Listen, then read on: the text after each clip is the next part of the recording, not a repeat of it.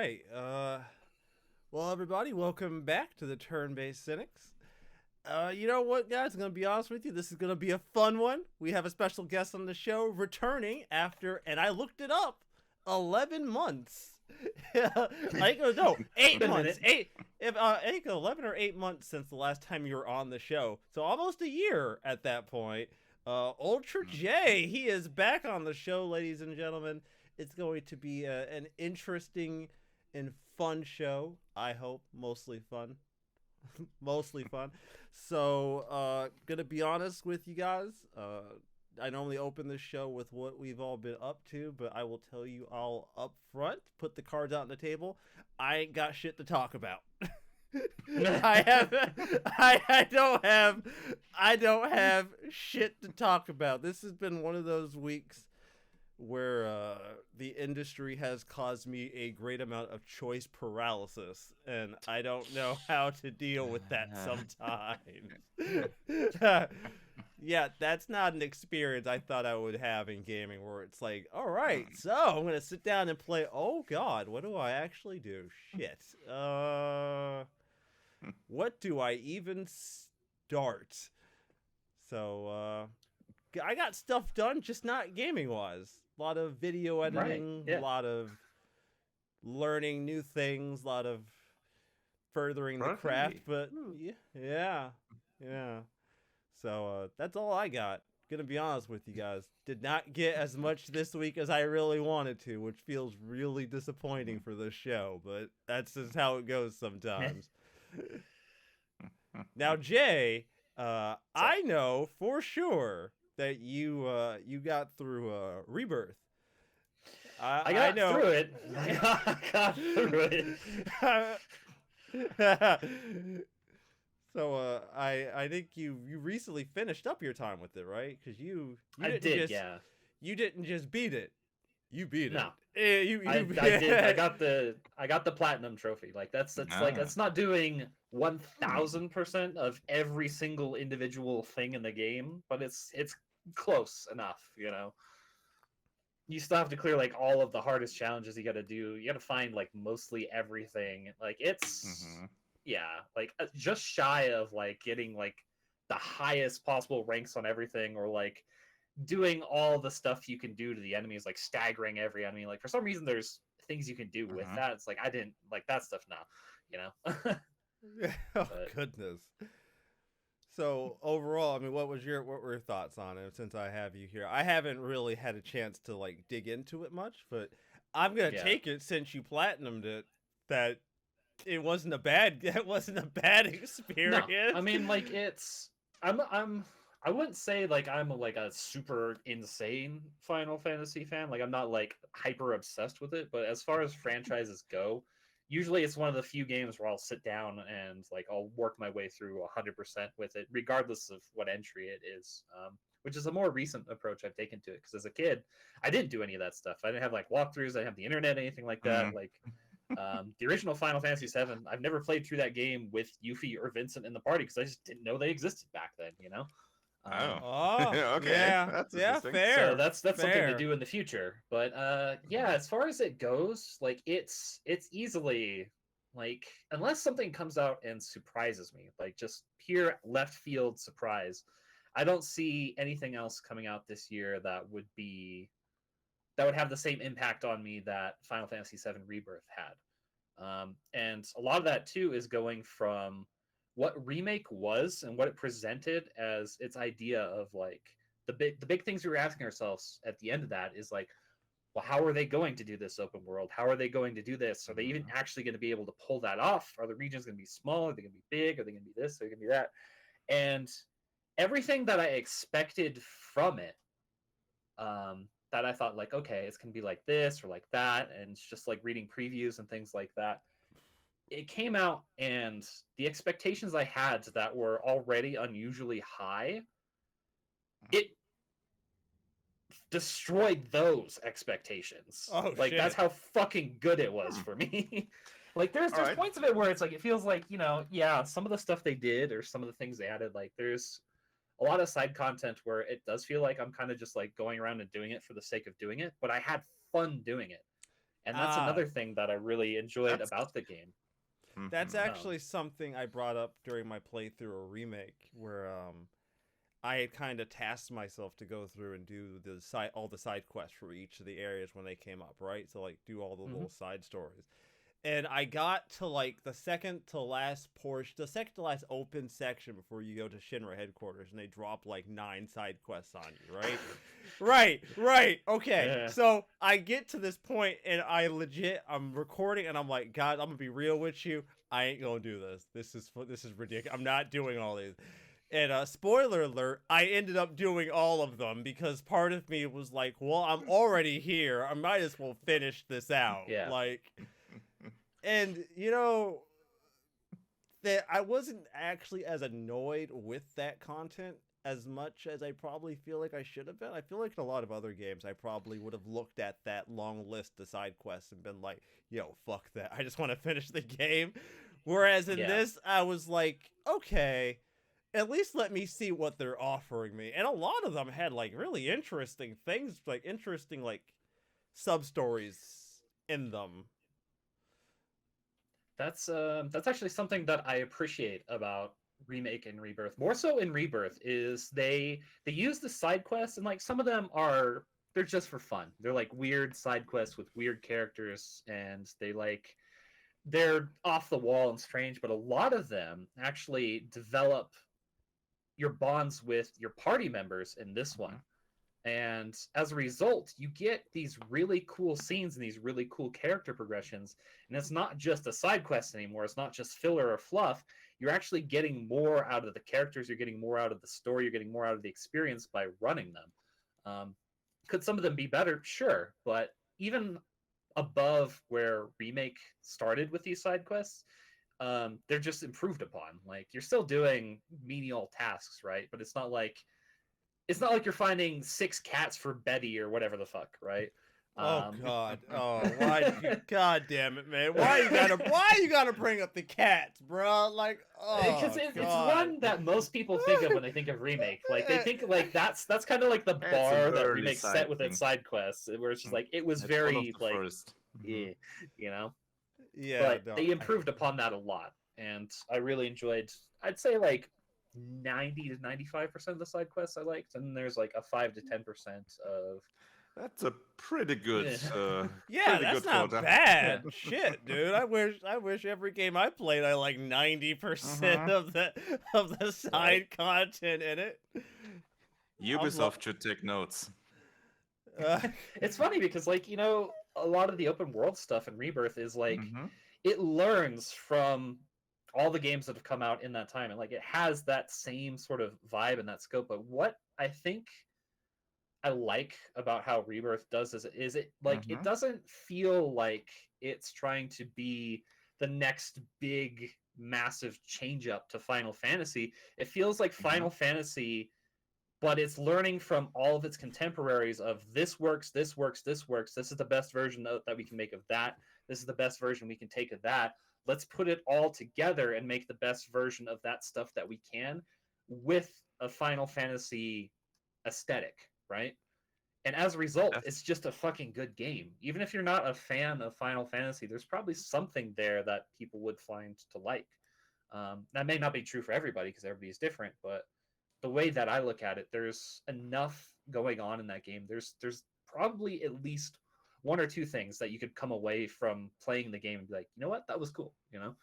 all Definitely right. sounds like they, in terms of open world, went from 15 back to the drawing board and said, okay, how can we improve everything? Even from 16, like because 16 has like big Hmm. open regions and stuff too, but Yeah, there's although not 16 wasn't much to really do an in them. open world, was it? It wasn't. No, it was more like open Hmm. regions. Like they kind of had Hmm. these sort of FF12ish large regions. Hmm. And I'd say even Rebirth is somewhat similar in that, but they're Yeah. huge. These regions are massive. Like I thought, Hmm. mine are spoilers for the early game, but like it's so early, it's not like I'm spoiling where you go or anything Oh, like that. But you go don't from don't worry. yeah, Don't worry. you go from like the That's fine. grasslands to Junon, right? Like just kind of Hmm. like the old game.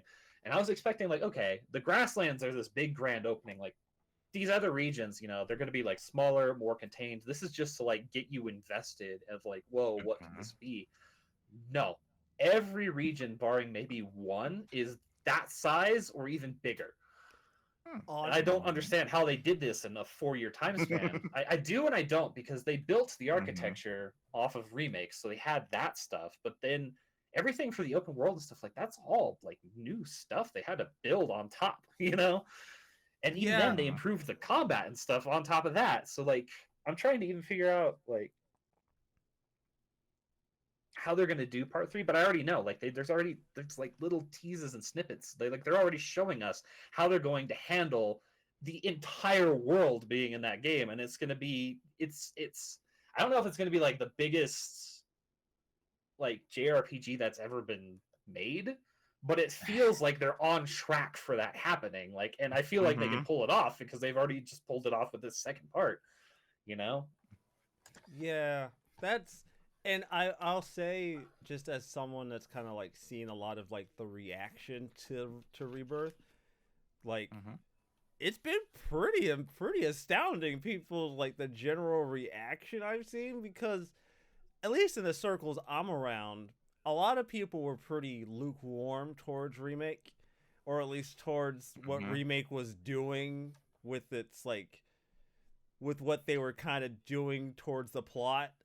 I don't feel that way. I dug it. Like, I dig the concept of it, and I kind of like the idea that like the whispers are kind of like the fan expectations, right? Like, well, if you think about it, that's what people wanted, right? People want the original game. The whispers are us. Whispers are all the fans wanting the way things are supposed to be. And by the end of the game, by the end of the game, ain't nothing the same. And the game is, there's enough differences already that made me happy, and like little things that they did to like elaborate on things I just never would have thought about.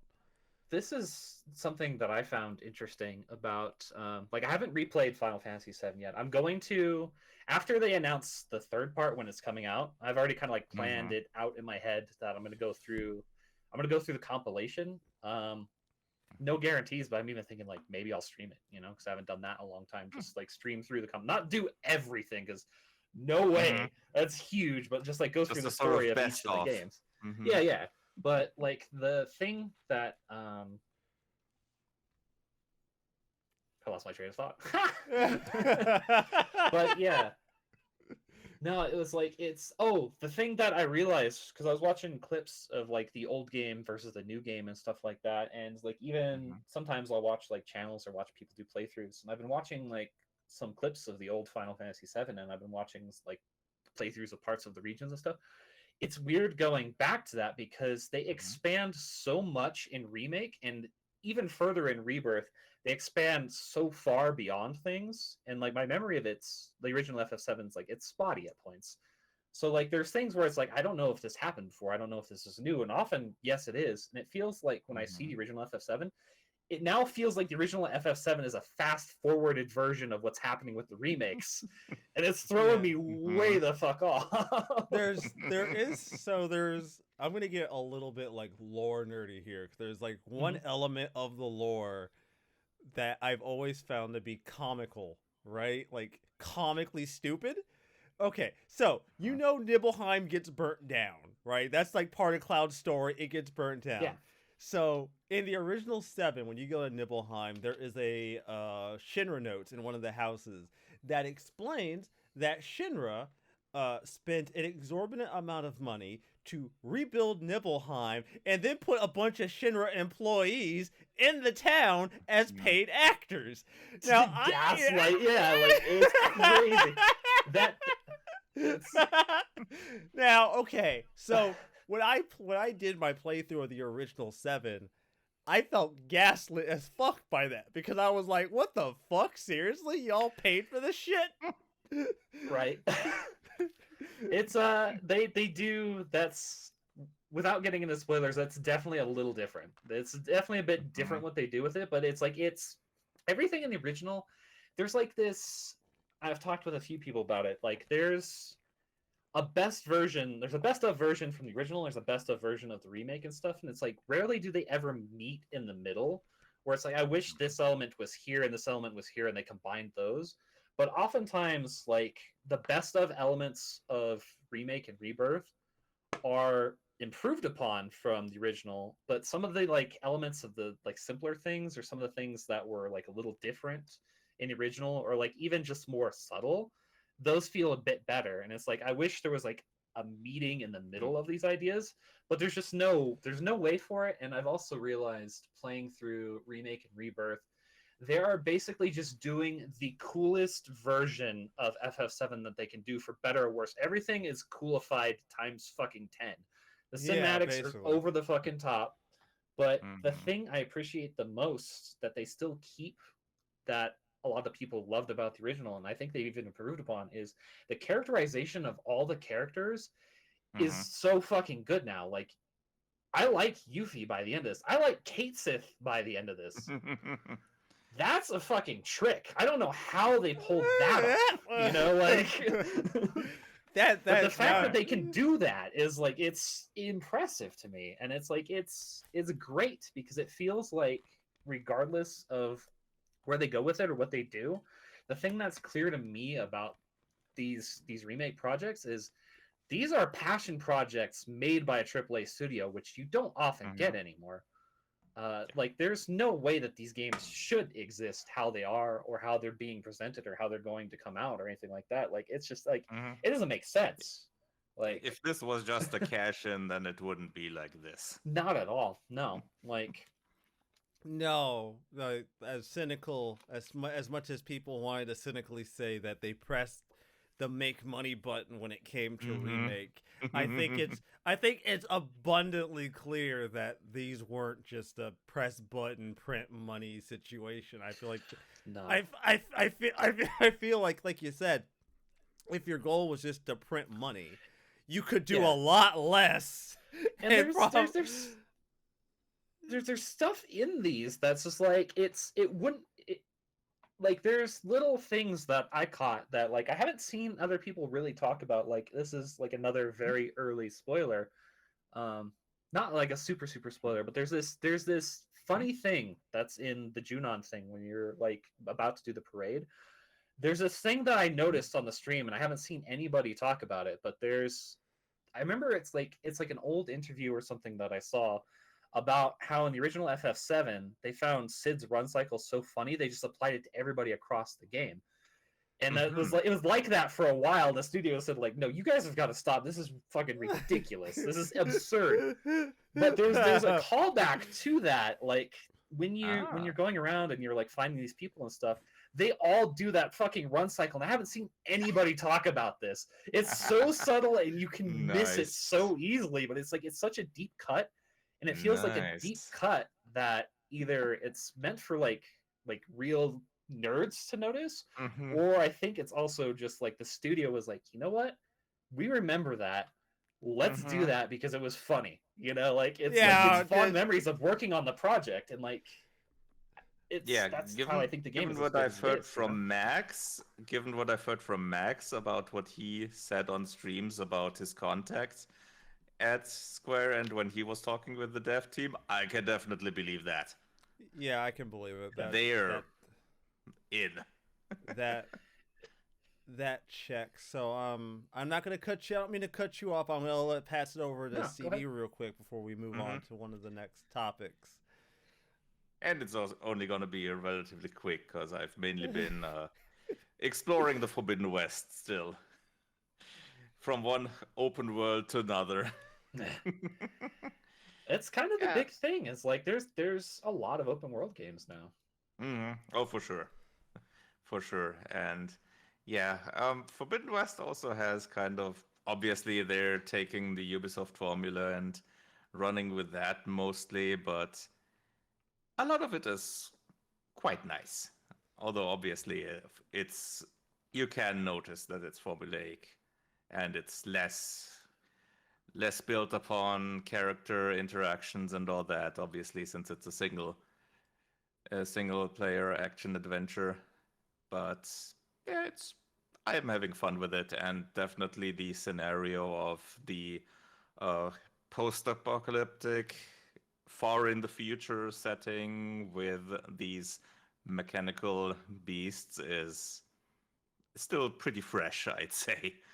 It's not been really used much in It's like yeah, this. it's interesting, and it's like it's Hmm. also there's nothing wrong with formulaic gameplay. There's Yeah, there's nothing definitely. wrong with it if it's like if it's done well and it's enjoyable Hmm. to the people Yeah. that are going to sit down and play it. Then yeah, sure, Hmm. why not? You know. Absolutely. So Hmm. okay, so we mentioned open world gameplay, and I kind of wanted to Hmm. elaborate on something about myself when it comes to open world games. Because believe it or not, I'm not a huge fan of a lot of open world games. Like 90% of them I don't like.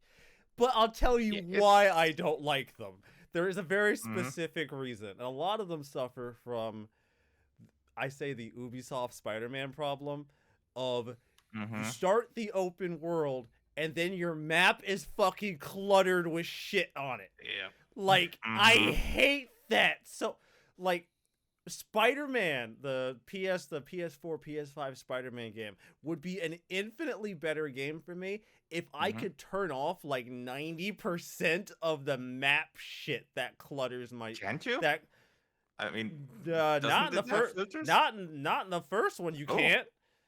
No, okay. you can't filter Interesting. a lot of that shit off your map. So Oh. that's just all there.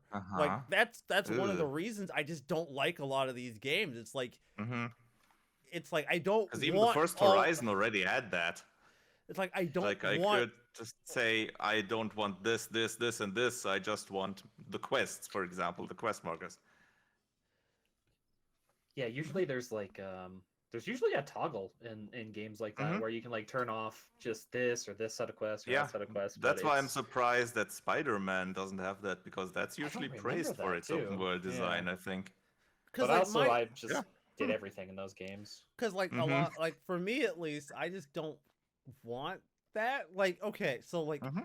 I don't mind finding stuff as I'm already playing the game, right? The Mm-hmm. problem is when you have all uh-oh. Oh, Uh, and he's back. Apparently, I just wasn't touching my computer for long enough. And Oh, also, you being inactive in see? Discord is like, I'm talking. yeah. Like, what do you Oh. mean I'm inactive? I'm talking. So I guess I just gotta like fiddle with my mouse or something on the side. Jesus. Discord's like, well, it looks like you're gone, Jay. Yeah, it's like I Jesus. my Ah. I Anyways, guess continue. Sorry. yeah. I like I don't mind like finding stuff as I go, right? Like that's fine. Like Mhm. if I'm already web slinging and then some random shit happens or I find something, that's fine. Mhm. I'm cool with that. My issue is when you clutter my map up with a bunch of shit, I feel like you're inevitably trying to distract me from the thing I already Mhm. want to do.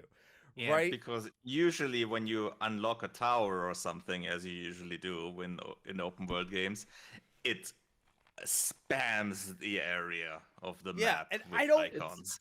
I don't want that. I just Hmm. if I want that, that's fine. The problem is Hmm. 9 times out of 10, that just distracts me because then it's just like, I just want oh, to see the map. yeah, something that I did, Hmm. and I'm considering doing this for when the third part of the remake trilogy comes out. On my second playthrough, when I got to hard mode, I turned off the minimap. I turned off the little compass. I turned all of that off, Hmm. and I Oh, just completely. walked through the Okay. game. And I started Huh. finding things that I wasn't finding on my first playthrough that are just like optional interactions. There's like optional Mm. NPCs you can find. There's like a full optional concert you can find in Calm, like just Ah, by being there at a different time than when you first go there.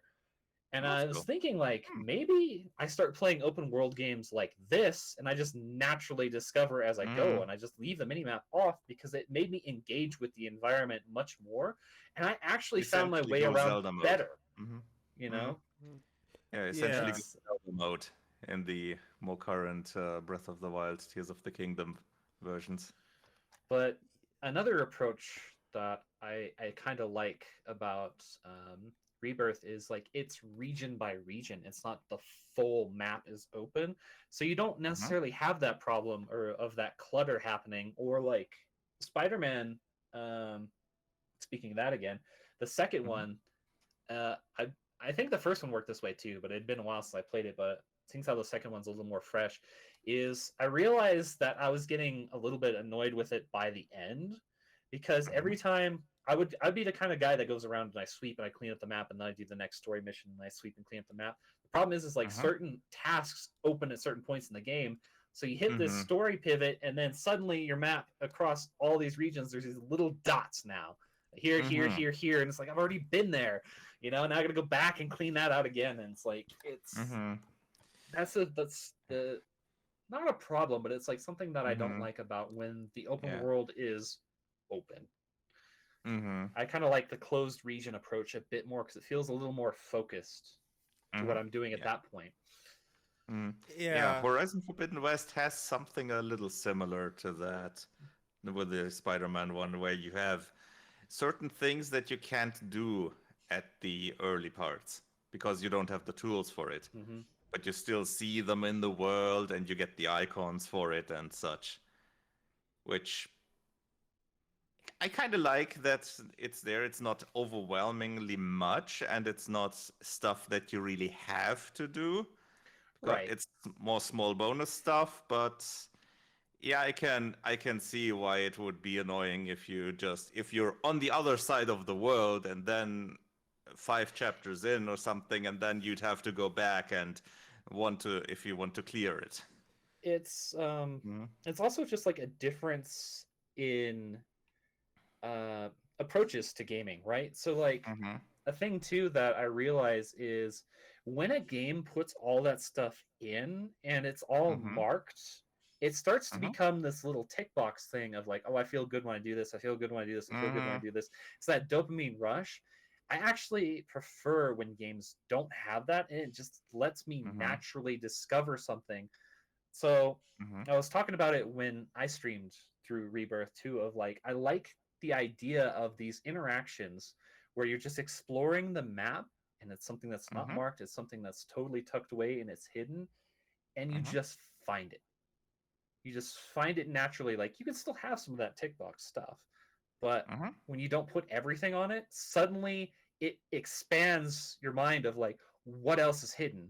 I want to find more. I want to play more of this game. I want to engage more with it. And for the people that aren't into that, it's like it's off to the side, it's tucked away, and they can just focus on the story and then move on to their next game, Yeah, like I want to emphasize that like my issue with like the map being cluttered doesn't exactly always extend to like every game, because like Remake has its quests marked out on its map.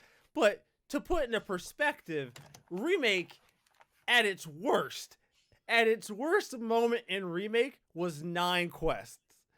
9 quests. Yeah, that was it. Like 24 quests total or something like that. There's not a lot. Like, actually, Rebirth doesn't have that many more quests. It's just they're much larger.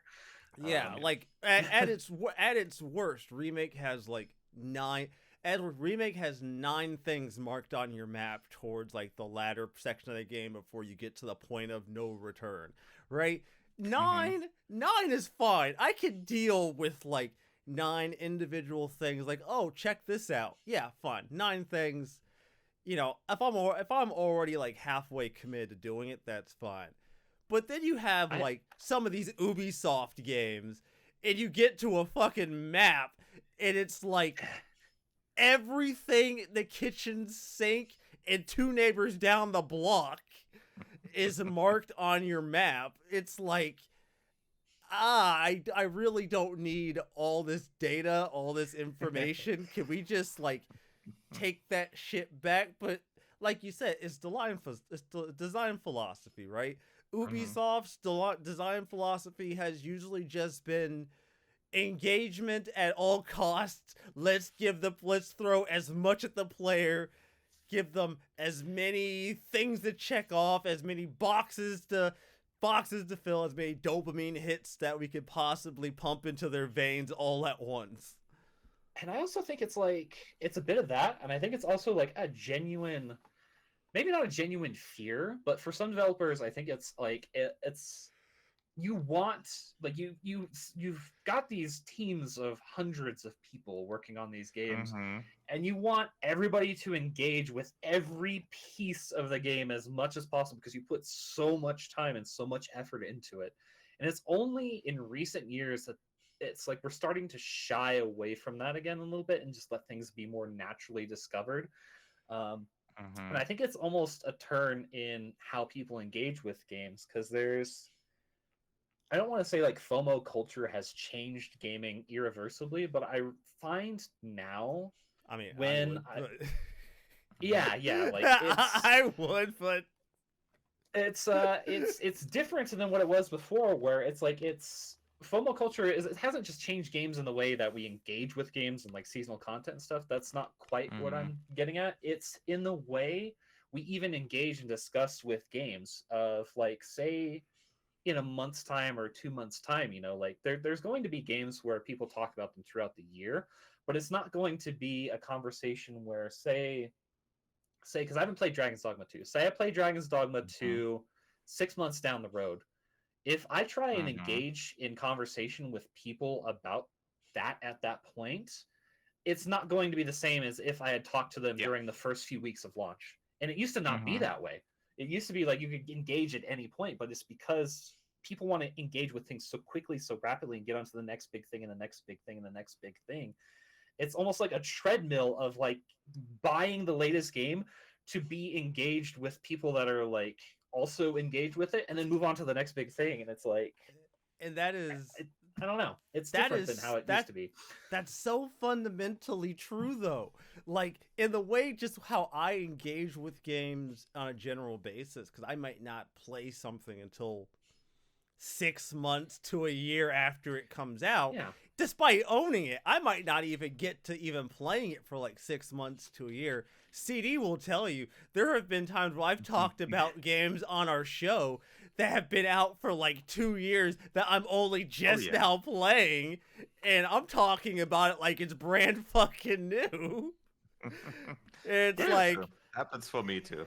it's like, oh, too bad the general discourse toward this game has already fucking passed, gone, and Mm-hmm. the I'm fucking jumping into the tumble. conversation. Yeah, it's like the Yeah, conversation has ended. They're over there talking about that, and it's like I'm sitting here having a conversation with a tree, just like, yo, man, Uh-huh. like you're a great listener and all.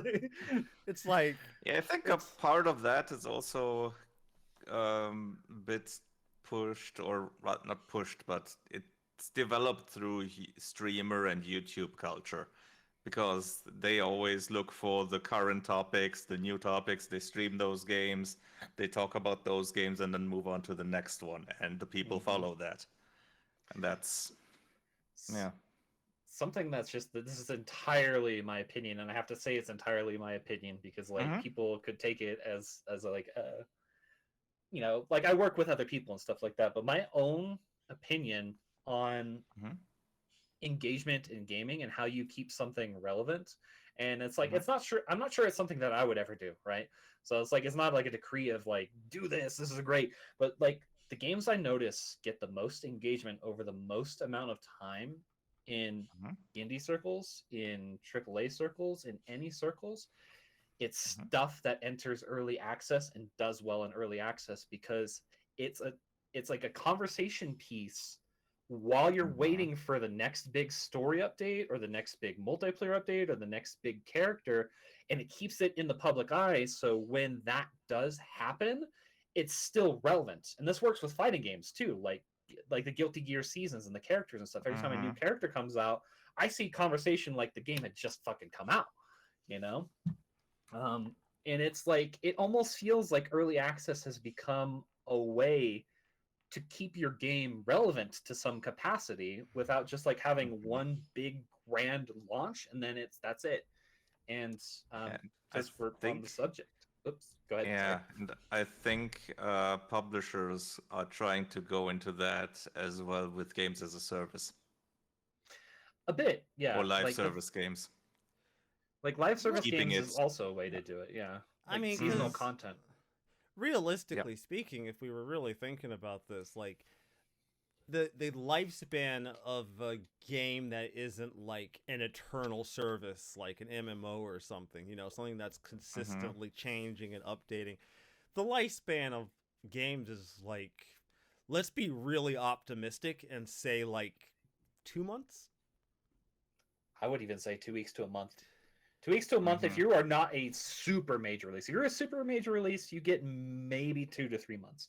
Like I think the Rebirth discussion, because it's been about a month since it came out, but the game is also so goddamn big. Even just to like clear the main story, it takes some time. And it's a console exclusive. That's also something to account to. So that's another thing. It's going to come out on PC, and it's going to get another wave of discussion down the line. So like if we, sorry. Depending on when they do that, that might not even be far off.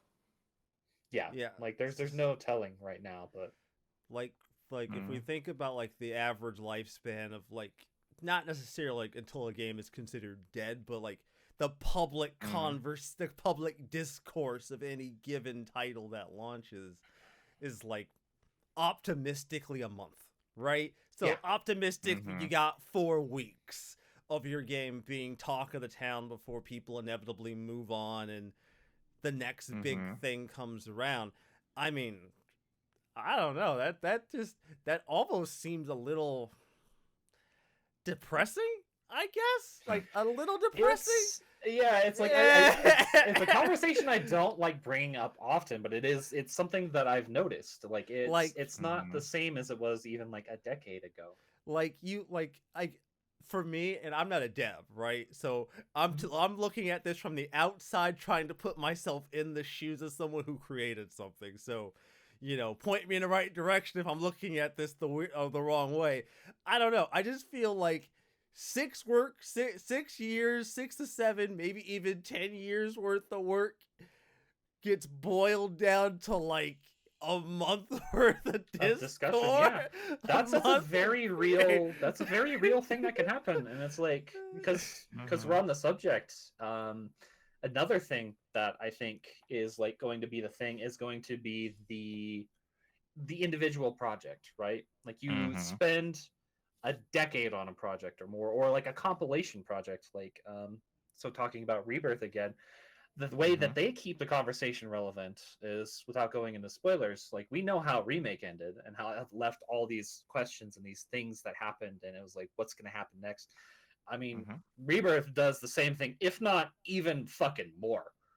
Like there's it's going to be a conversation piece until the next trailer for the third part comes out, because it leaves so many things whatever on the table. It'll be called.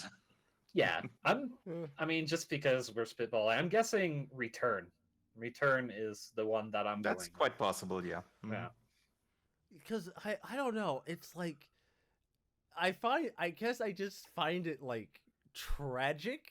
I don't know. Maybe I'm being too sentimental, right? Like it's a little scary sometimes thinking about that. It's like you don't know, but there's also this part of development where you kind of have to put that a little bit aside, and you have to think along the lines of somebody out there is going to play something that I've worked on at some point, and maybe it's not going to be the first game I make, maybe it's not going to be the second or third or the 10th game that I make, but eventually there's going to be something that comes out. And while it may not be the biggest release of all time, it may not like garner insane appeal or anything like that, there's always going to be something that you work on, and it's somebody's, if not their favorite game, maybe one of their favorite games. And I think about that as like, if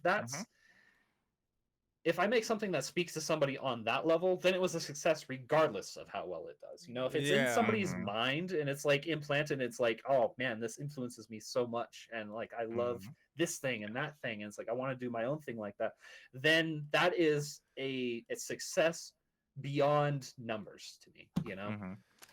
It's not not a number game, and it should never be a number game. It should be what you want to do first. And I'd say it's still definitely even if it's less time that they talk about the game than let's say several years ago, it's still a much better situation than, let's say, in the 80s, 90s. Because 80s, their 90s, developers yeah. usually never knew about that. They knew Yeah. zip. You hear about them Right. They were now, and lucky it's if like, they even heard one or two people talk about it that in their vicinity, in their bubble. But right? Shit, dude. Like going back to my childhood, like I didn't know what Final Fantasy was until I was in Mhm. like junior high, and like one of my random friends brought up this weird fucking game for PS1, and it was like, bro, I'm gonna bring it to your house this Friday. You gotta try it. And that's how it happened. Like, Yeah, like that's you don't really get that now. Like it's there isn't as much like it's kind of why I feel I mean obviously as an indie developer like I kind of keep my finger on the pulse anyways, but like one of the reasons why I gravitate towards that and I love it so much is there's still Mhm. that genuine thing of you can tell your friend about this cool weird thing you heard about. It's not like you can't go to your friend's house and be like, "Yo, you hear about Final Fantasy?" Of course you've heard about Final Fantasy.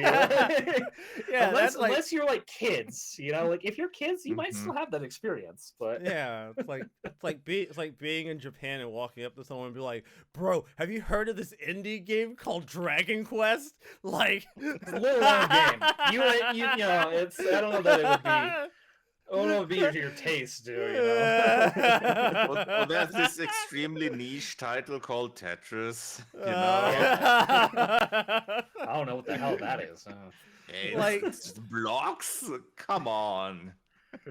like I will say that as much as a lot of pundits in the industry like to like rail on the industry for not like creating I how do I say this, like doing original things and not just doing the same thing over and over, I will give Square credit where credit is due with the remake project.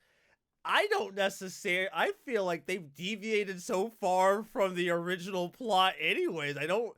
So far from like what the original vision is, it's almost difficult to sit here and say that they're just rehashing old content. I feel like you really No. can't make that argument anymore. I saw a post and like I wish I could remember the post or the poster, but I saw something on X, Twitter, or whatever we're calling it. Like, I've kind of gotten to the point where it's just X now. But it's the thing that I agree with this too is like we need to normalize treating remakes and the originals as separate things. And the reason for that Mhm. is like a remake to me, a good remake should be different. It should be Mhm. interesting. It should get me to feel, you know, similar things to how I felt, but presented in a way where it's like I don't know what's gonna happen or I don't know how Mhm. it's gonna be like a thing. You know, as long as it keeps to like the original themes and things like that, it's still delivering something. But it's not meant to be a replacement. You should still be able to Mhm. go back and play the original and get an experience with that, whether it's like a similar experience, a different experience, or anything like that. But they're two separate things, and they're Yep. like it couldn't be more apparent after Rebirth. It's like please treat Mhm. these as separate things. Remake and Rebirth are not a replacement for the original. They're their own telling of that, and like it's not something that I can say for sure, but back when they first made it and stuff like that, or back when they first started discussing this stuff and they first started making the compilation, and they first made Advent Children, this stuff has probably been planned since back then. It's even been stated as Mhm. much.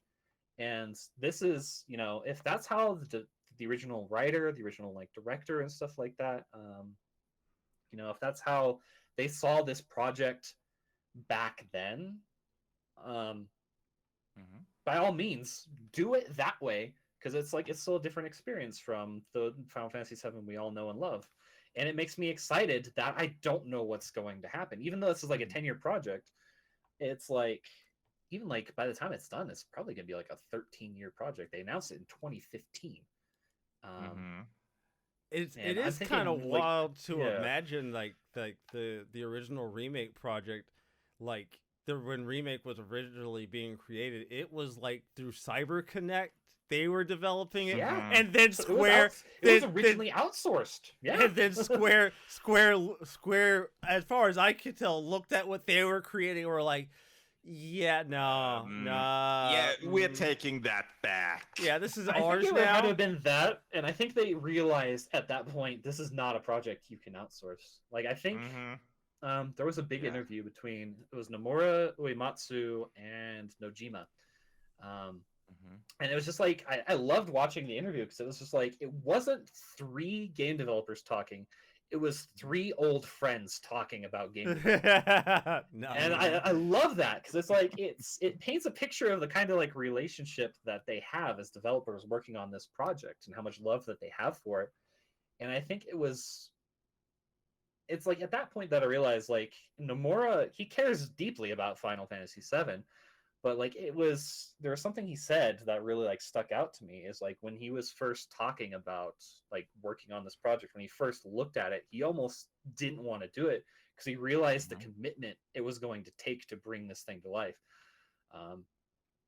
And he's like I'm like tired, dude. Like I'm ready for this to end. Like I'm ready to be done with this because this is just like a marathon. Like it's a marathon sprint.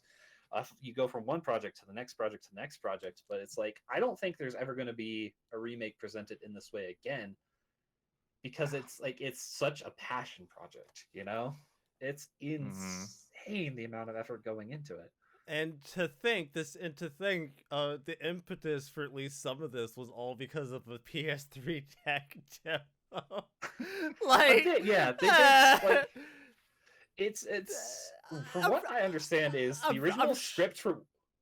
Oh, sorry. Go ahead. Sorry. I was gonna say, like, I understand that's not entirely it, but a lot of the conversation started about like a remake of 7 with that stupid PS3 tech demo, and then people proceeded not to shut up about it for like a decade. What's crazy is I think it's been planned since earlier than that, because Nojima, from what I understand, he started working on the script for what would become this remake trilogy right around, I can't remember if it was the exact timeline was before Advent Children came out or right after Advent Children came out. So it's been in the works since like almost the PS2 era. They've been thinking about let's do this, but they just didn't have the technology, the manpower, any of that stuff until the end of the PS4 lifespan is when they said, you know what, we're like in our 50s. If we don't do this now, we will never be able to do this because we're going to be too old to do it, you know, or we might be retired or God forbid worse, you know. Yeah, and looking at Remake, that was just barely the tech level they needed. Barely. You look at how zoomed in the camera is in Remake compared to Rebirth, you could tell like the PS4 they were doing some tricks to make that shit work. Oh yeah, I think we talked about that last time. Like the running speed, the dialogue sequences, everything. Yeah, there's a lot of like you could definitely tell they had to pull some technical magic to make it work because like I've been playing the PS5 version and like there's so many moments during my time with that version with like the lighting and the way things look that I'm like, oh man, this looks beautiful. Like just the way like lighting works in that game sometimes, or like how a scene composition is, or like how an area looks. I'm like, god damn. And then like you see the occasional door that's not fully rendered, and I'm like, there's the PS4. It's still something. It's actually a lot to do with Unreal Engine 4. What they're using to make it, because like you get there's a term going around called flashbanging, and it's a thing that happens in Remake as well, but like it happens way more often in Rebirth, where you like leave something and it's just so bright because of how they're transitioning the lighting. There's like a few spots in the game where if you just adjust the camera just right, you like just get absorbed by the brightest white light known to man. And it's just because of how hard lighting is to do in Unreal 4. This game shouldn't work in Unreal 4. Like it's they do some crazy my trickery. My guess is they heavily modified it. Oh, it's absolutely some sort of modified. They probably have a red phone with a direct connection to Epic. And it's like they're on Unreal 4? Seriously? They're on Unreal 4, and they're going to stick with Unreal 4 because like they've built so much in Well, yeah, Unreal that- Engine this- 4 for Remake and Rebirth. People are like, Mhm. oh, they're gonna switch to 5 for the last. Yeah, no, fucking way. God, no, No way. absolutely. Like, Not in this like- lifetime. like there was a They built conversation. way too much. There was a Mhm. conversation around the day before, right? I'm bringing this game up tangentially because during that whole nonsense with the day before, they talked about how they were going to switch their engines from Unreal 4 to Unreal 5, and devs were talking about this, saying like, so someone had asked like other devs like, all right, what's the logistics in switching from like one Unreal version to another?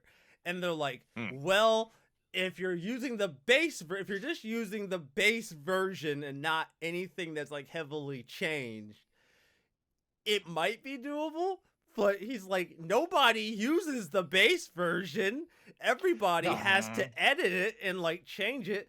He goes, you're talking about like years of extra development time just in changing the engine to fit what you need for the tools, on top of then redoing development, and maybe you can shift over a couple of assets. Yeah, and it's like even speaking of like smaller engines or something that more people have probably dabbled with, like RPG Maker and stuff like that. Like if you've ever dabbled with one version of RPG Maker and then looked at the differences of, say, between like RPG Maker like 2000, I think it's just called 2000. But anyways, like of that version and then the version that came after and then the version that's out now, they're so dramatically different. And like the reason a lot of people stick with certain versions or certain things is because there are plugins that are built for that either they have built themselves or other people have built or that they have purchased from websites that will not work on the later versions. And it's like, either to move on to that later version for a feature that you need, you have to assess, do I need the feature that badly that I have to throw all of this away and rewrite it, or purchase new plugins and do all of this stuff and that kind of thing? And it's like, for a project that's been in the making as long as the remake project between different versions of Unreal, no fucking way are they going to shift that. It's been since 2015. Assuming that CyberConnect started on Unreal 4. Since 2015, and probably even since 2014 or 2013. Like, a lot of games are worked on for a year or two before they're even announced. So from, let's say, a decade ago till now, they've been building on that one thing. And they're going to use it to get all the way to the finish line, because now the production of that third part, they've done so much work. Even though they have so much ground to cover between now and the ending of where Final Fantasy VII ends, I think it's going to be done a bit faster than even Rebirth and Remake were, because they have all that architecture there. It's just a matter of setting up the cutscenes, setting up like all that stuff, doing all the rigging and building the new areas, the textures for those areas and stuff. And there's already like little pieces and hints and things that they've done that they can use for certain aspects of the third part that we see in parts of Rebirth. So yeah. I guess I think my concern, not necessarily with like Rebirth and Remake and all that, my concern is like the logistics of like seeing this industry going the way it is, and like we're seeing like dev time for these games just balloon outward, like skyrocketing, like you know, a decade or so ago, 3 to 4, maybe 5 years on a really passionate project, that would be like the outlier, right? Like that might be like an outlier. Nowadays, some of these games, they talk about like 7 to 10. 7 to 10 years is the new norm.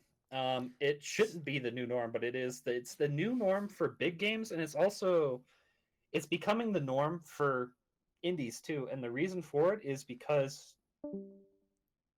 I guess he hadn't moved his mouse.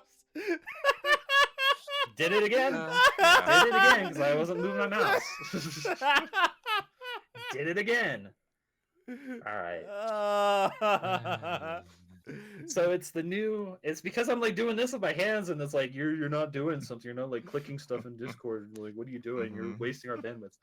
You're wasting our bandwidth. You're wasting our ad space. We're putting ads into this. We're gonna put ads in Discord, and you're wasting our. Anyways. Where was I? So yeah, it's the new norm. Indies. And it shouldn't be the new norm, but it's like it's been shifting that way for a while, and like anybody can read the writing on the walls. And the reason for that is because the tools are now at a point to where if you were to do something that was like acceptable in between 2000 to 2010, whether it was an indie game or it was a like PS2 style game or a 360 style game and things like that, the amount of work was usually done on like a proprietary engine, and like most of the work was making that engine work for your game. So most of the development was into that, and games were smaller as a result because like by the time you get that engine done, you're just like, let's just get this done, you know. But another thing is like the tools being more readily accessible, the tools being easier to use, and the tools being easier to access. Now people that are veterans and stuff using these tools and just not having to do all of that stuff, it's so much easier now to, I don't want to say overcreate, but what you see in your head and what you can do is now easier to get that through line. But as a result, it's so much easier to balloon the project. What? I never thought about it that way. Like, because that just seems so counterintuitive to what I would think. Scope creep is now a bigger thing than ever, and it doesn't feel like scope creep anymore because you're able to do it in a time frame that's like it's not in a so reasonable bad, time. Yeah. But the because thing as a result of that before it was you think about it, can the engine do that? Can I do it? How long does it take?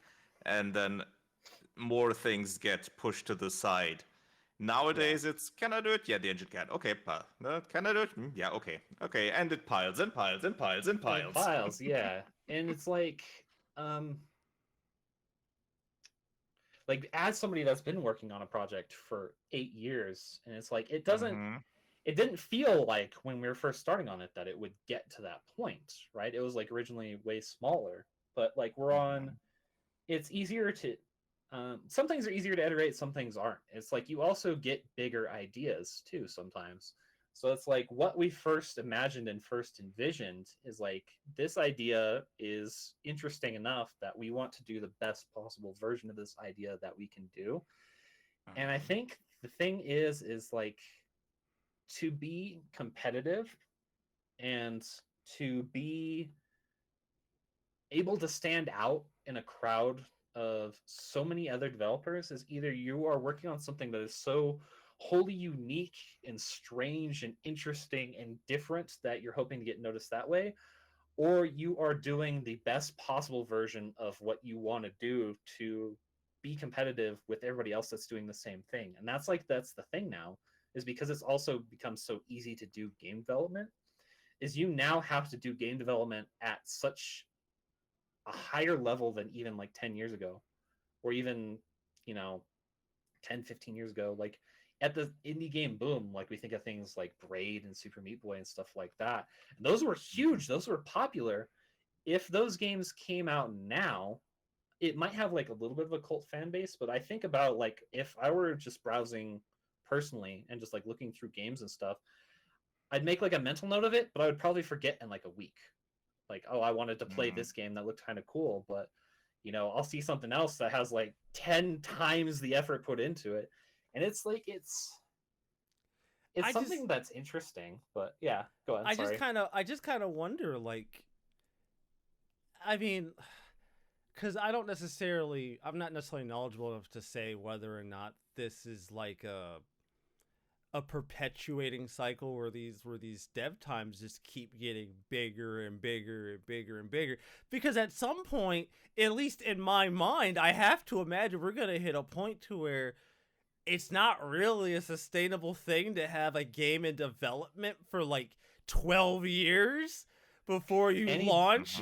And then like your game comes out, it's been in development for 12 years, it doesn't do well. Well, now you've tanked your entire development studio. And even if any it bubble does is well, bound to pop, right? Like that's the thing, is there is eventually a peak. Yeah, even games that do well, like shit, man. Other Spider-Man examples Spider-Man currently. 2 did well, and even Sony admits they didn't do as well as that they were hoping it would Yeah, do. Spider-Man 2, for example. Alan It, Wake 2 still had to get a profit uh, early this year. I don't think that one has broken even yet.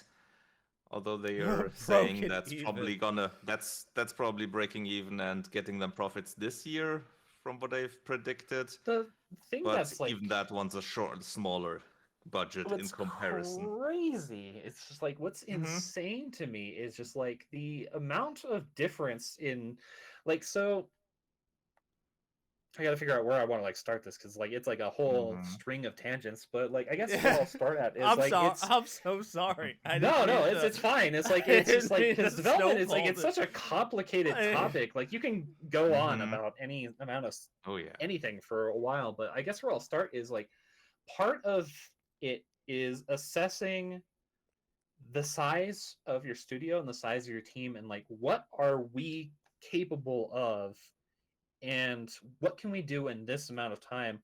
And sometimes it's a case of like we need more people, we need to like expand and we need to get bigger, we need to grow bigger, we need to do this, and that has its Hmm. own caveats and things like that.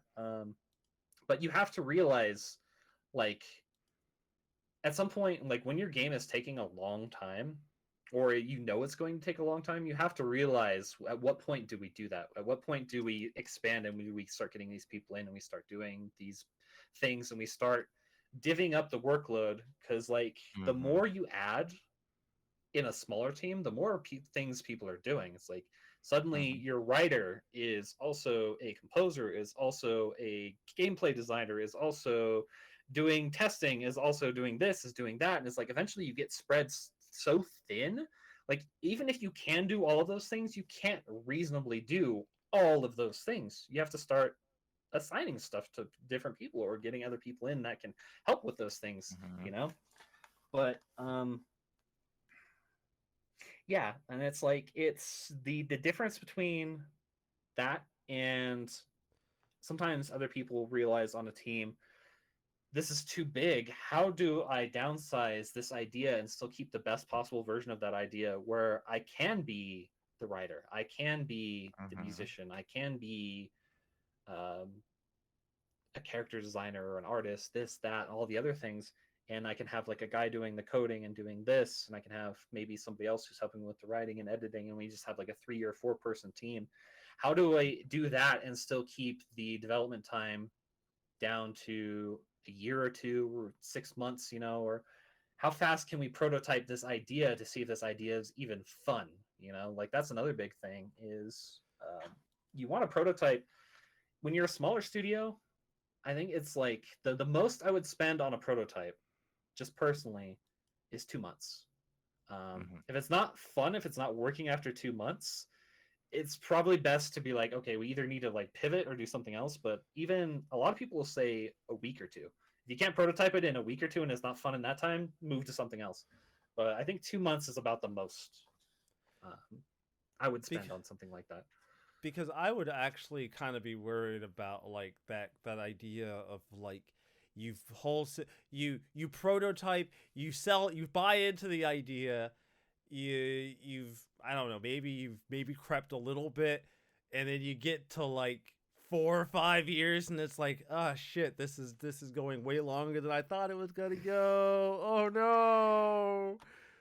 I mean, Oh, this should have been. Oh, sometimes it happens, and sometimes it's like, and this is another thing I think is important. I'm kind of like going on tangents here, but as a designer, you have to realize if you get that deep into a project and you are like you're feeling the strain and you're feeling the burn, it's like it's natural. It's natural to hit a point in a project, even a project you love dearly. If you've been working on it for a long time, there are going to be points where you'll be sitting there and you'll be thinking to yourself like, but is this as fun as I think it is? Is this going to turn out how I think it is it worth it to keep doing this? Is it like, and the thing to realize about that is sometimes when you get past those hurdles and you get past those hills, like it's this cycle where you'll fall in love with the project all over again and you'll get this just huge stride going on until you hit another one of those walls, and it's just Hmm. there's a certain amount of having to realize that you just have to deal with that as a creator and as a developer. And I'm sure even on like major projects too, like this is a thing that happens. Oh yeah, Um, I'm sure. I don't doubt it. but I and don't it's doubt the it at same with all. any creative medium. Like I'm sure like being a YouTuber for as long as you have, and like I've been a YouTuber in the past myself, is like eventually you do hit those walls of like, God, do I want to keep recording this and uploading this and uploading this and uploading this and doing that and just again and again and again Oh. and again? And it's like sometimes like it becomes like a slug, but then you remember like, okay, why did I get into this? Why did I start doing this? What am I gonna find? You know, like I just need to sit down and find something that I gotta get past this, right? You know, like eventually I'm gonna find that stride again, and I'm gonna go, oh yeah, this is why this is awesome. You know, like Yeah. No, like that's so true though. Like as someone that's been in this for like I'm gonna cynically say too long, but I say I had a realization. Like I won't cut you off for too long, but I had a realization the other day that I started doing YouTube in 2017. In 3 years, it'll been 20 years since I started doing that. Granted, I stopped a long time ago. I only upload like trailers for my games or music and stuff now, but that realization that hit me is like YouTube's been around that long and longer. Was like Mm-hmm. shit. But I go on. I had a moment, not like super duper long ago, but it was long enough. It was like maybe like a little less than a year ago, where I was like in that kind of a rut. But then I sat there and I'm like, wait a minute, hold on. And I did that funny thing where you start to look up people that like were in the same thing as you were back when you were like back, like back then, and then you realize like you're like the only one left, and then you're like, well, shit, I'm it. Like, I survived, bitch. yeah, like I'm it. There is nobody left from when like back when I was originally doing it. That's like still around now in any capacity. They're all gone. And then part of me is just like, well shit, I guess I got no choice. I gotta finish. Like Carry the torch. yeah, I'm a half now and again, like it's weird having been in that scene too for like a while. It's like now and again, like I'll do the same thing. Is like I'll look back, but like I have moments where, and it's weird because like throughout like my mid 20s or late 20s, you know, I was doing other stuff. I was getting into game development stuff. I never thought about these names, but in the last year or so, or last year or two, I suddenly started remembering all of these names I had forgotten and be like, are they still around? And it's like a lot of them aren't. Like you can't find their content, you can't find nothing. And it's just like it's weird because it feels like obviously like it's a case of some people like delete their stuff, they feel embarrassed by it and Yeah. things like that. It's like it feels like in some cases too, um, it's just like content just like vanishes. Like some of it's like really good and some of it was like made by people who were like really good and really enthusiastic about it. But that's like the nature of the beast with the internet is like you don't know when stuff is just going to disappear. It's just Yeah. gone. Like you can't access that Yeah. content anymore. But that's Me- all. That's a conversation for another podcast. That gets into preservation, and that's like yeah. that's a, Oh that's a god. huge- Yeah, we could talk Jesus. about that for hours alone. You know? Yeah, Oh, yeah. that's a very that is a that's a Pandora's box inside of a box inside of a box. Yeah. Chained shut and duct tape shut for all eternity, as far as I'm concerned. But yeah, no, I've had that a couple times where I go back and I look people up that like I remember, and I'm like, fuck, they're gone too. And then like as of like recently, I went back and started looking at people who like started around the same time as me, which is like 2008, right? That's when I started back in like Yeah. 2008 initially. And then I was like, well shit, most of these dudes is like the only people who are like around still kind of are like Disease Crab, HC Bailey, I guess Chugga technically. Like there aren't Yeah, he's been around for a while. there aren't that many people from like those early days that like I it's knew. it's hard to stick with it. Like I got mad respect for you and like you said, DC and stuff like that. That still upload and still do that. Like maybe not like daily like we used to, you know. But like I got mad respect for it because it's like after a while, it's like you don't hit a wall with it, but it's like there's eventually one of the reasons I stopped was because it felt like if I kept doing it, I wasn't really finding ways to expand creatively on what I did. I was just trying to find stuff to play and upload, and that's not why I got into it in the first place. I got into it because like I really enjoyed finding like weird stuff that maybe people hadn't played and just like bringing it to attention. But eventually you hit like a point where it's like either you're just digging, right? Like you're just looking for like a weird game, and maybe the game isn't as fun as you thought it was, and like maybe it's not as interesting, or maybe you just don't have that much interest in it. But I found myself hitting that wall like over and over and over again, and it's just like it wasn't going to work for me, you know? Like I lost touch with why I got into it in the first place. I will tell you what happened to me when I came back in like 2019. The reason I did it was at first I just did it because I was just like, yeah, I got my name back. I should just do what I used to do. But right, like that's part of it. But then I was like, shit, man, like being able to like play a lot of these things I just haven't gotten around to and like actually completing them in a way that makes me feel good about it. Like me, not like anybody else. Like I don't give a shit what somebody else thinks. Like, do it for you. Yeah. At the end of the day, it's like I'm on some completionist shit specifically for me, and like once that happened, once I kind of found my center for that, and I was like, all right, anything I pick up, I'm going to put in the amount of effort I want to put in to complete it, and complete it as hard as I want to. And if I'm happy with it, I'm happy with it. And that's kind of just been what I've done, right? There are some games I complete and I'm just happy I get the fucking credits. I get to credits and I'm like, well,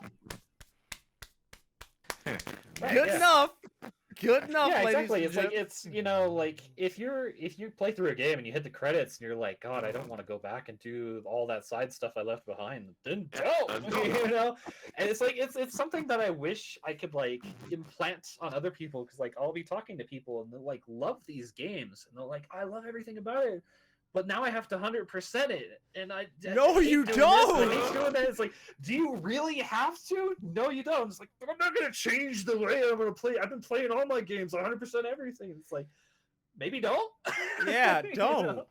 Like I would never want somebody to play something that I've worked on and like they hate it because they 100%ed it. Like, don't play it that much.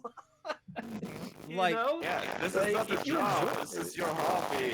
Yeah. All right, hey guys, if you use it as a job, then guys, give me 1 second. I had a disconnect. The audio is like fucked. 1 sec. All right. I think it might be on your end. Mine? I'm getting it too. Okay, let me check. Is it me? Is it better now? It's better now. Okay. Yeah, it's better now. I Okay. Just had to reset my the voice meter app. All right. God. Good. Damn it! No. We're just giving you an editing project. project. Yeah, you're just making my life so much fun, aren't you guys? Oh no! Come on! Really? No! Don't do this now! Really? No, what? I'm not. No. Come on. Oh, I might. Okay, I can fix this. No, I can fix this. It's oh no.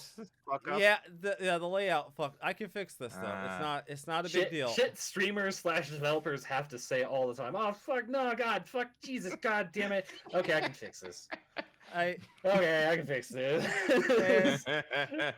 Doing it live. I can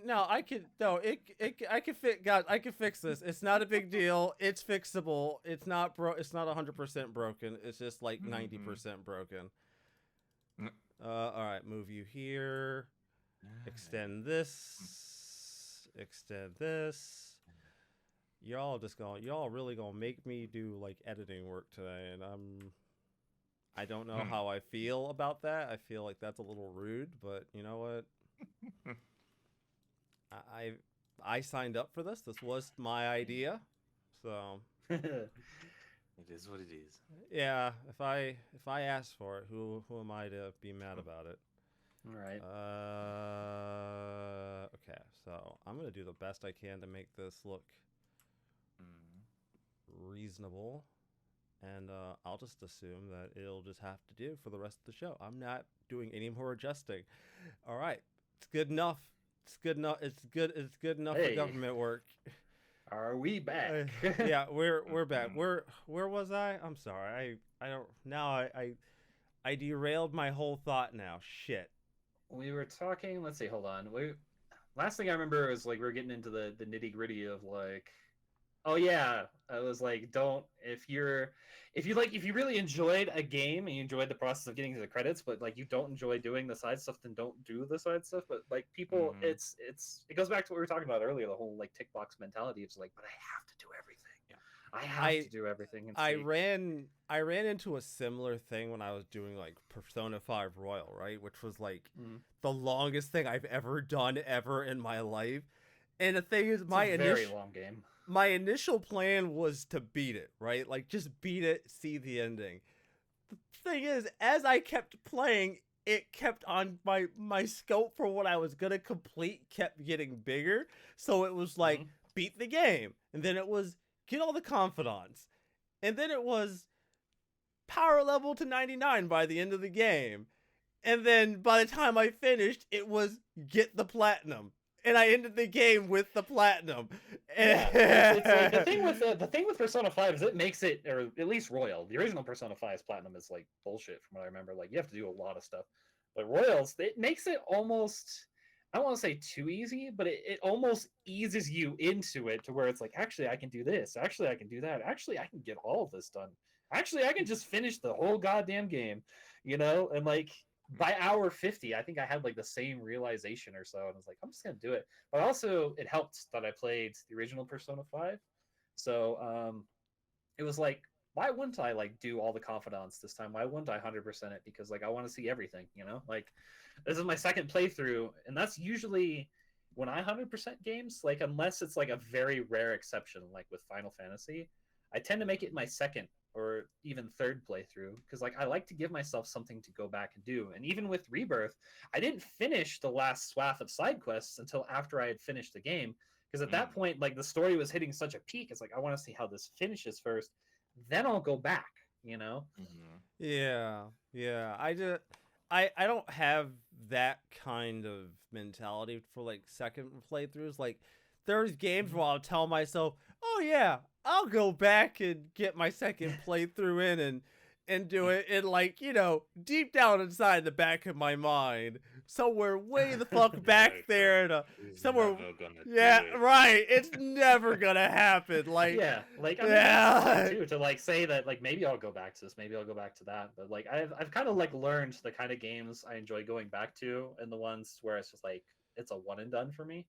And it's just like that's fine. That's like a fine way to play games. And it's you know, I'm not gonna sit here and be like, you should play the games this way, you should play them that way. But it's just like I think it's okay to separate. You don't have to 100% every game. Not every game is a checklist to be absorbed and consumed and devoured before you like move on to the next thing, you know? Yeah, God no. Cause like I've done like Xenoblade DE.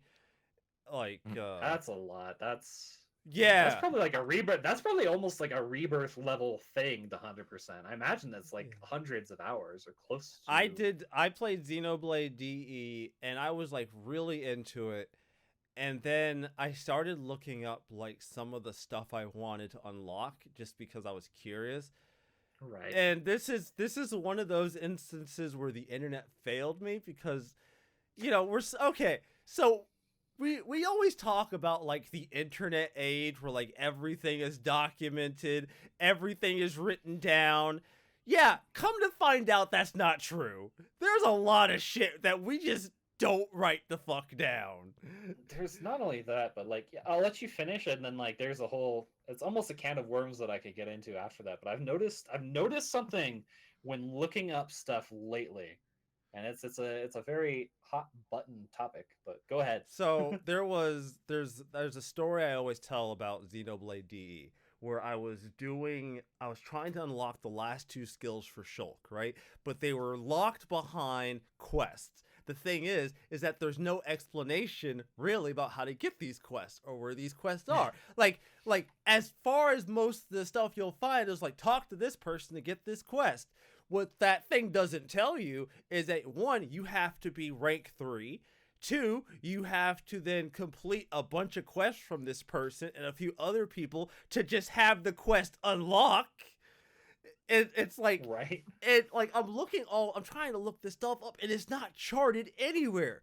Like, nobody's writing this shit down. So when I make the video explaining this or showing this to people, and then I get people going like, how did you even...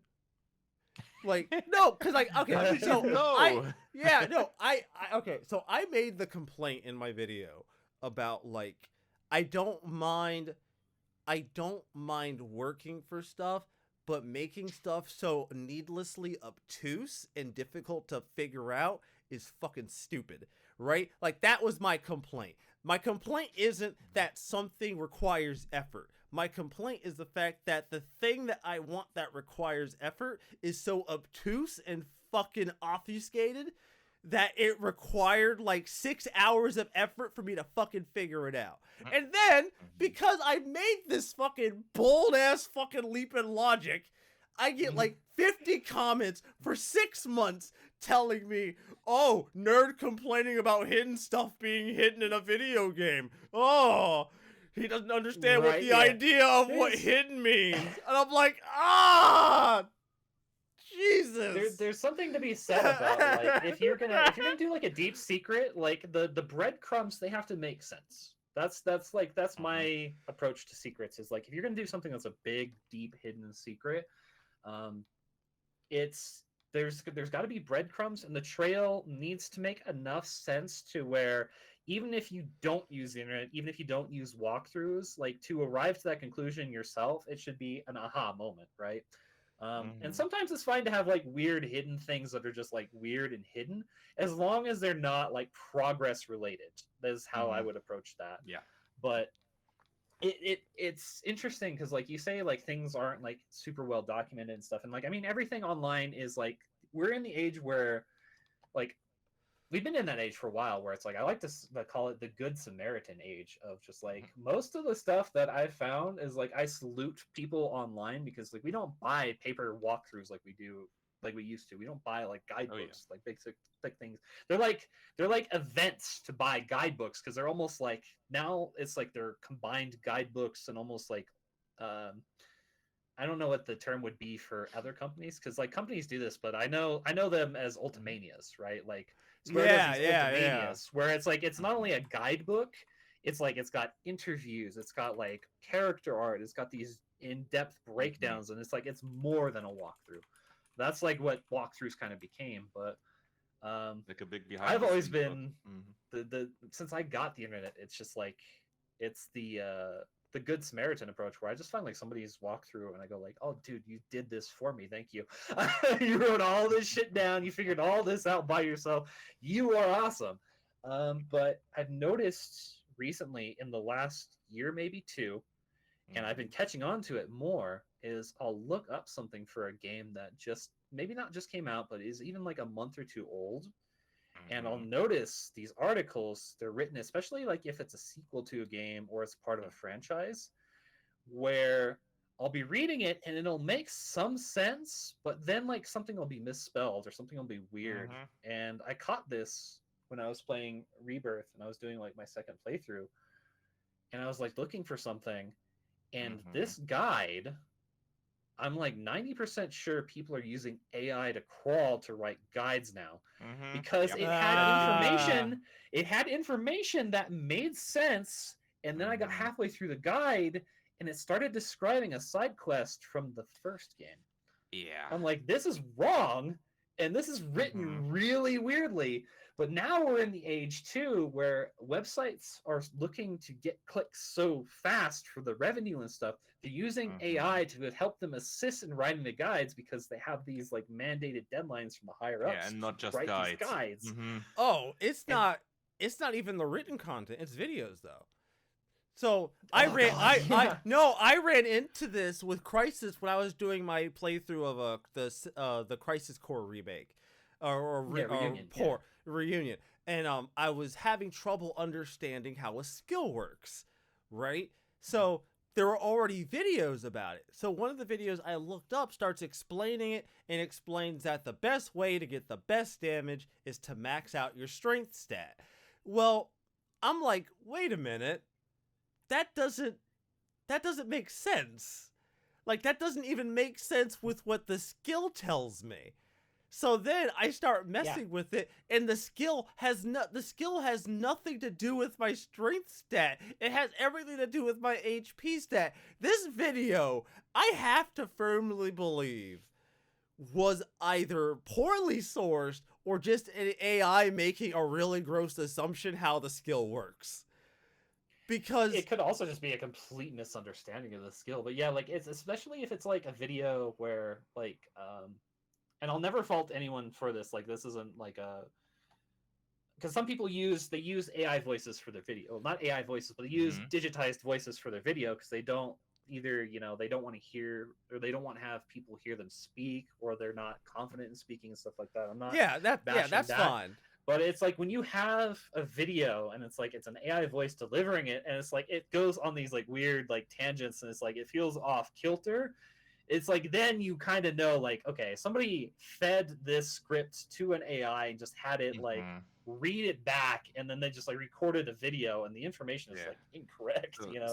Someone made the script with an AI, and then gave the script to an AI, and then there's the whole pipeline.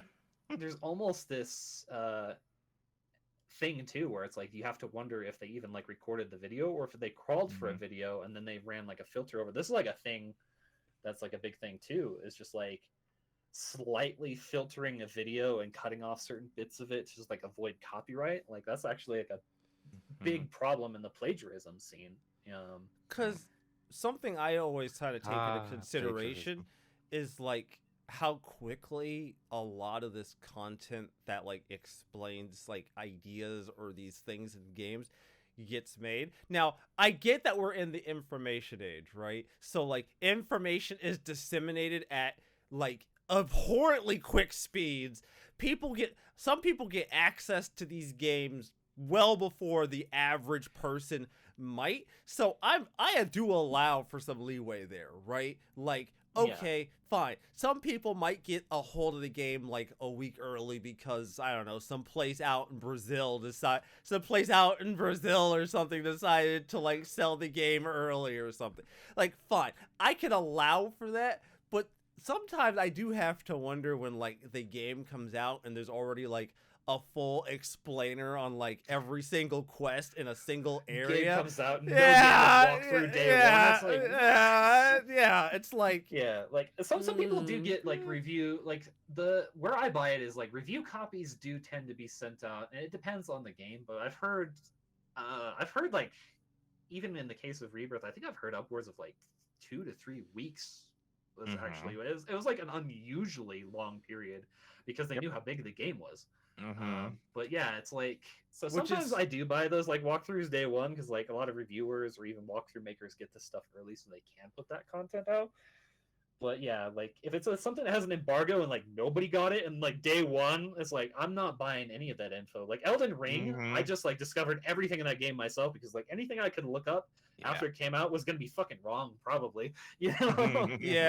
Like it's gonna be trolling you. There was so many times just with like the way some of this stuff comes out where it's just like, it's like, man, I love the internet, I love having access to this information, but guys, the game just came out, can we chill? Like it's race to the first. It's bad enough to where like I actually made my favorites link to my for YouTube to just be my subscription page because I can't risk going to the homepage if something comes out that I want to play because Especially if you're looking it up. oh god, algorithm. It's Trending and yeah, it's something I noticed too, and it's like there's not even sorry, go ahead. But yeah, it's What? like there's not even like a week or two when after a game comes out to where like you will get headlines now on big websites and stuff that are like, here's how to deal with this boss, here's how to deal with this thing and this thing, and it's just like give us time, give us more than a month, give us more than 2 months, but it's just like it's got to be like all 100 about it. articles on the game with all the smallest topics, just so they It's- can have as Bro! many page impressions as possible. Listen, let me tell you the absurdity that I've noticed with the internet age. Persona 3 Reload comes out, okay? It comes out within 3 days of this game being released. There was already video guides, there was already videos of people beating the final boss. 3 days! My guy, 3 days! Listen, even on my most coked up, caffeine-fueled, fucking no-life moments of my life, I couldn't accomplish that. You have to imagine some of those people got early copies, because like that's a lot. Like, and some of them might be like former speedrunners of the game or something, but even then it's just like I can't imagine, and like especially with an RPG like that, I can't imagine trying to get through it as fast as humanly possible. And like I have a guide, a written guide for it that I looked up just so when I decide to do my 100% max social link run, I at least have like a guide for that, because these Persona games, you just can't do that shit. I don't think you can wing that shit. I've never been able to just, play it normally and wing it and somehow manage to do it. No, I've not Persona been 3 able is to. like it's Persona 3 to me is tighter than the other two. I mean, that might be a bit different with Reload, because like Reload was my first 100% of the game. I did the platinum for that one too, because it's very similarly to Persona 5 Royal. By the time you're halfway through it, it's like, okay, I can just do this. Naturally. Like the game, I think the game was like 2 days out. Like the game had just came out, and the guide for the max social link was already like halfway written on the website.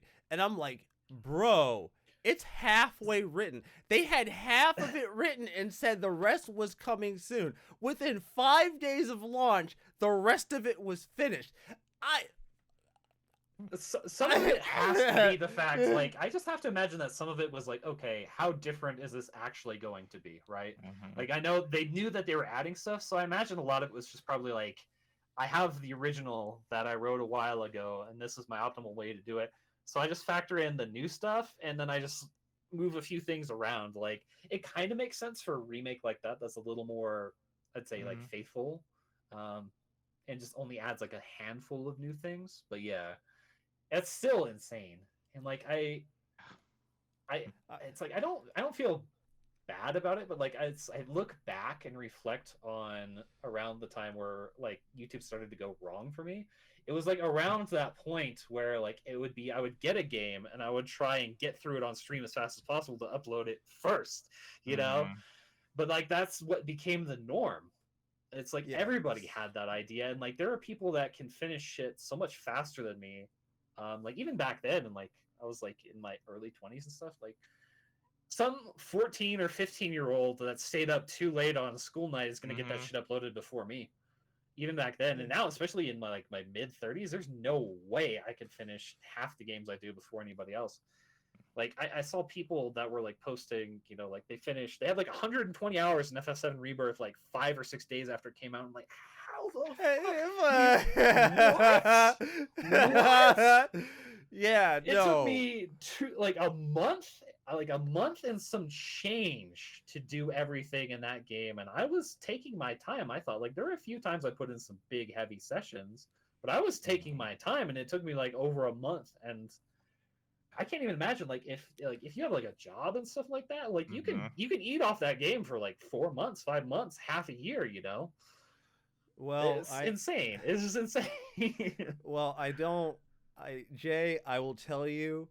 I feel like every time we have conversations with you, I don't really have to have show notes because the show just takes on a life of its own. Just takes off. The show, prior to starting the show, CD's like, so what's your? CD's like, I read your show notes, so do you have like any deeper notes for the show? I'm like, no. I'm like, we'll probably get to the game dev part, and then I'll just expect that the show will just take on a life of its own conversationally, and we'll just go from there. And if I'm like ever just like going on and on and on, because it's like it's something that I can do for some reason, which is weird because I'm not like a very chatty, super social person unless I'm like hanging with people I know or friends and stuff like that. But if I'm ever like taking over the show and you're just like, God, shut the fuck up, like just tell me, because I won't. I will just keep going. I'll just keep going. Like, you know, like you gotta tell me. It's like, okay, we need to like rein you in because we have to like stop and move on to the next thing at some point. You know. Well, yeah, no, not at all. Honestly, the passion itself is infectious, and these conversations are interesting, eye-opening, and I'll be honest, I learn something every time me and you have a conversation. Yeah, I feel. And I don't know shit. So like, yeah, I don't know what. I'll be real with you. Like as a developer, I don't know what the fuck I'm doing half the time. I really don't. I have no idea how I've like got a game coming out in 2 days. I have no idea how I've released games and helped people release games in the past. I have no idea why people ask me to like help them compose soundtracks and stuff. I have no idea, but I just do it because it's fun and I love it. You just know that you don't know. Yeah, exactly. I've been flying by the seat of my pants here. And that, I think that's important though. Like if you don't, knowing that there's things that you don't know. Looking into the deep void and going, I have no idea what the fuck I'm doing, but God damn it. I don't ever want to hit a point, and this goes for gaming, this goes for anything. I don't ever want to hit a point to where it feels like I know everything about what I'm doing, or I know everything, or I feel like when I play something new, I feel like every time I play something new, it's just like I feel like I've played it before, Like I never want to hit a point. I want to be boundlessly curious towards everything. And like, I mean, there's gonna be ruts where I hit points where it's just like, I'm not feeling this. I'm having a hard time with this. I can't get into this game. I can't get into anything right now, because we all have those moments. But like, I never want to hit a point where it feels like I've done it all or I've seen it all. Like I want to be constantly curious about what I'm doing, what I'm playing, what I'm engaging with, what I'm watching or reading or listening to. Like, I think that's just like so important in anything, like even just casually, like it doesn't have to be like career related, Right. Because I will tell you just from the conversations that I know me and you have had throughout the months where I'll randomly get a brainworm to talk to you about, I don't know, Mother 3, or I'll bring up something about Golden Sun.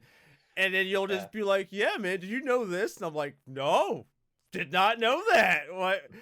How did you even? I like to dig deep on the stuff that I'm like really, really interested in, to the point where it's like I definitely have moments of hyperfixation where I look too deep into it. But like when I get past that point, yeah, it's like when I'm like looking between the lines and stuff like that. I'll have moments too. It's like ever since I become a developer, it's like I'll look between the lines of how they set up certain things, and I'll see like, oh, that's how they did that. That's so cool. And like maybe I'll be wrong. Yeah, right. Like, maybe I'll be wrong, but there's like been a few times where it's just like I look at it and then I look at it again, and it's like actually the way they did that is so simple, and I want to try and use that approach to doing this thing. Well, everybody, I hope you've enjoyed today's show. Today we had Ultra J on the show, also known as UltraJDude on what I know to be Blue Sky, and I'm fairly sure you're also known as that on X as well, correct? Blue Sky X, yeah, and I've got Got a game coming out in a couple of days. We have a website, but it's very work in progress. It has all the social media stuff for Sad Folks Interactive there. It's just sadfolks.com. Very simple. All right. As always, everybody, you can find our show on a variety of podcasting platforms such as Google, Apple, and Spotify. And you can find the video version of the show on our YouTube channel, Turn-Based Cynics, that will go live when it goes live. No promises, not committing. But I will say, knock on wood, I've been very good about getting the show up in a timely manner. So Whenever the we'll yeah. So hope for the best, expect the worst. As always, everybody, continue to play good fucking video games and have yourself a good fucking week. And we will see you next time. And Jay, thank you for being a guest on the show. As always, anytime. It was a blast. All the best on your Anytime. release. Yeah, Thanks. all the best on The your game release. is called Chapter Copter. I forgot that important fucking part. You kind of need to put it in. The game is called Chapter Copter. It's coming out exclusively for the play date. If you don't have one of these, you can't play it. But that's the thing. That's what I'm doing. That's what's coming out Tuesday. And of course, I will have all of Jay's links and all of his information in the description to both our podcast and our video show on YouTube. So feel free to go look him up. And until then, everybody, until next time, we will see you all next. We'll see you all later.